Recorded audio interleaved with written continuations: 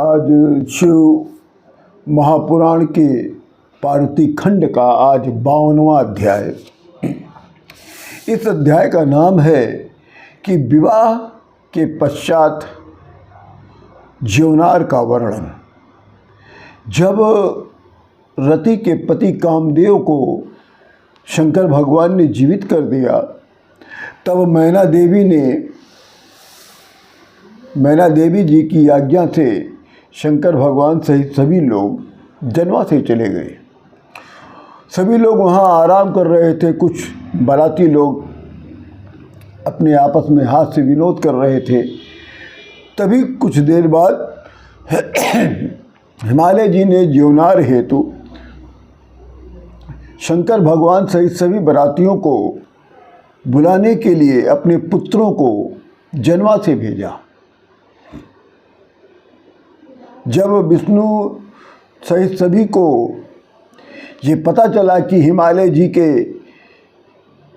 जी ने अपने पुत्रों के द्वारा आमंत्रित किया है भोजन के लिए, तब सभी लोग प्रसन्न हो गए और सभी लोग सज धज कर हिमालय के नगर में चल पड़े।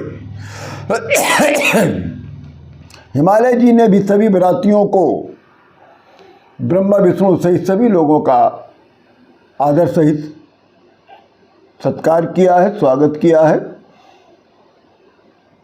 और सभी को उत्तम स्थान दिया और सबको उत्तम स्थान पर बिठाकर सभी के समक्ष भोजन परोसकर हिमालय जी ने हाथ जोड़कर भोजन करने के लिए निवेदन किया। तदंतर विष्णु सहित शंकर भगवान भोजन करने लगे।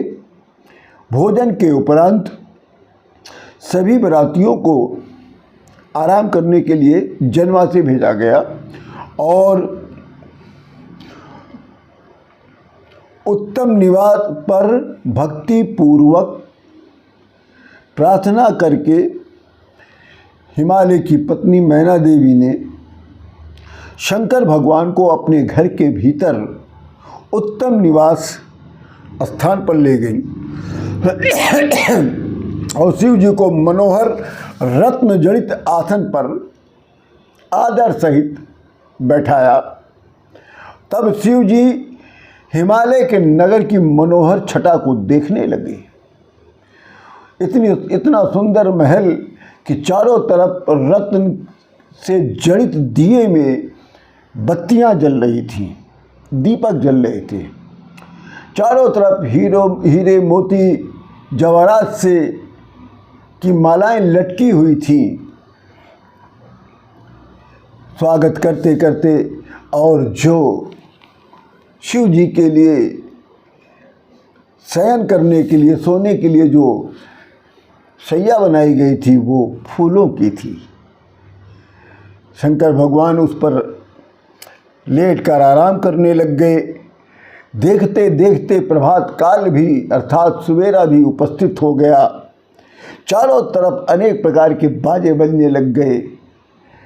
शंकर भगवान के साथ आए सभी बाराती अपने वाहनों को सजा धजा कर साफ सुथरा करके तैयार होकर चलने के लिए सब तैयार हो गए। तब सभी बारातियों ने धर्म से कहा कि हे धर्म, अब आप हिमालय जी के नगर जाओ, वहाँ से हमारे भगवान शंकर जी को लेके आओ। अब बारात की विदाई का समय आ गया है, अब कैलाश चलना है।